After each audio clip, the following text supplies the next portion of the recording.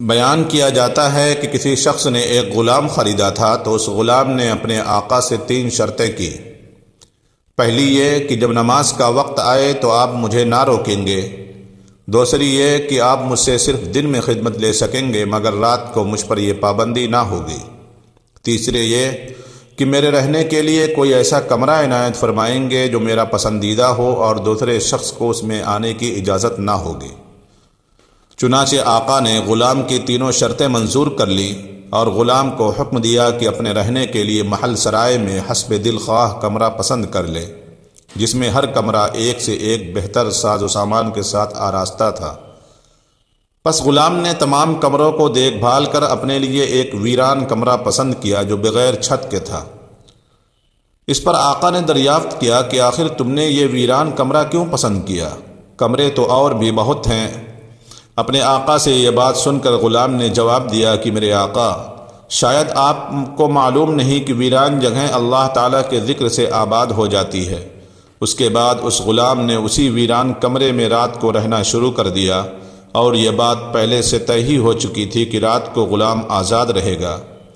جب غلام کو اپنے پسندیدہ آزاد کمرے میں رہتے ہوئے کچھ عرصہ گزر گیا تو اس کے آقا نے ایک دن رات کو بزم احباب منعقد کی، اور نصف شب کے بعد جب دوست احباب رخصت ہو گئے تو مکان کا مالک چہل قدمی کرتا ہوا غلام کے کمرے کی جانب جا نکلا تو کیا دیکھتا ہے کہ ایک نورانی قندیل نے اوپر سے آ کر کمرے کی خالی چھت کو گھیر رکھا ہے، اور غلام سجدے میں پڑا ہوا اپنے رب سے دعا اور مناجات میں مصروف ہے کہ میرے پروردگار، دن کو تو نے میرے آقا کی خدمت میرے ذمے واجب کر دی، اگر یہ خدمت میرے ذمے نہ ہوتی تو میں رات دن تیری عبادت میں مشغول رہتا، لہذا تو میرا عذر قبول فرما لے۔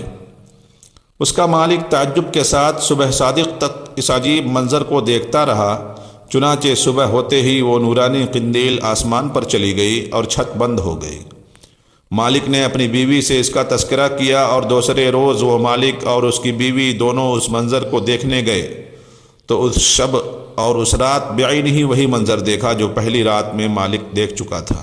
صبح ان دونوں نے غلام کو بلا کر کہا، تو اللہ کے واسطے آزاد ہے تاکہ اپنی خواہش کے مطابق رات دن اللہ کی عبادت میں مشغول رہ سکے، جس سے تو معذرت کرتا رہتا ہے۔ اسی کے ساتھ اور اس کے مالک اور اس کی بیوی نے غلام سے اس کی ان کرامتوں کا ذکر کیا جو رات کو وہ دونوں دیکھ چکے تھے۔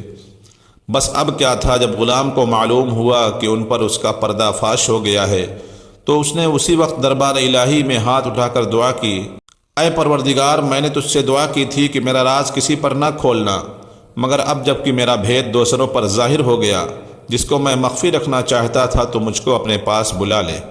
چنانچہ اسی حالت میں اس کی روح قفس عنصری سے پرواز کر گئی اور وہ در واصل برحق ہو گیا، اللہ تعالیٰ سے جا ملا۔ اللہ تعالیٰ اس کی مغفرت فرمائے۔ واقعے کا حاصل یہ ہے کہ جو اللہ کا ہو جاتا ہے اللہ اس کا ہو جاتا ہے۔ حضور اکرم صلی اللہ علیہ وسلم نے فرمایا، من کان للہ کان اللہ لہ۔ دیکھیے اس عالم فنا فی اللہ کی دعا کس طرح ہاتھوں ہاتھ درجہ قبولیت کو پہنچ گئی۔ اللہ تعالی ہمیں بھی اس واقعہ سے سبق حاصل کرنے کی توفیق عطا فرمائے، آمین یا رب العالمین۔